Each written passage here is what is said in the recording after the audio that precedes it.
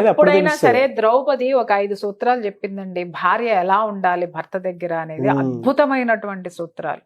ఏమని చెప్పిందంటే, ఎప్పుడు కూడా నీట్ గా ఉండండి భర్త ముందు. అంటే ఏంటి అంటే, ఆడి ముందు ఒక సింగారించుకొని తిరగాల అని, ఇంట్లో పనులుండవా అని యాబ్రాసి ముఖం వేసి జిడ్డు ముఖం వేసుకుని నైటీలు వేసుకుని తిరిగితే ఆడికి కూడా వాంతికొచ్చి పక్కన తలతల్లాడే చీరలు కట్టుకున్న ఆంటీని చూస్తాడు ఆడు. ఎందుకు చూడడం? ఎందుకంటే తలుకులు బెలుకులు అక్కడ ఉన్నాయి, దరిద్రాలు ఎక్కడ ఉన్నాయి కాబట్టి. నీళ్ళే కదా. పొద్దున్నే ఒక గంట లేచి ఆవులించుకుంటూ పోయి ఆ పాసి ముఖం చోటికి టీ పెట్టుకొని తాగకపోతే ఫస్ట్ 5 నిమిషాలు 5 నిమిషాలు నువ్వు బాత్రూమ్కి కేటాయించి బ్రష్ చేసుకుని గబగబా స్నానం చేసి చక్కగా నీట్గా దవ్వుకొని డ్రెస్సే వేసుకో. నేను నిన్నేమి చీరలు కట్టేసుకుని పట్టు చీరలు కట్టుకోమని అనట్లా. నువ్వు రోజు వేసుకునే డ్రెస్ నీట్గా వేసుకుని నీట్గా తలదూకొని టీ పెట్టు. నీ భర్తను లేపి అదే దీంతో టీ ఇవ్వు.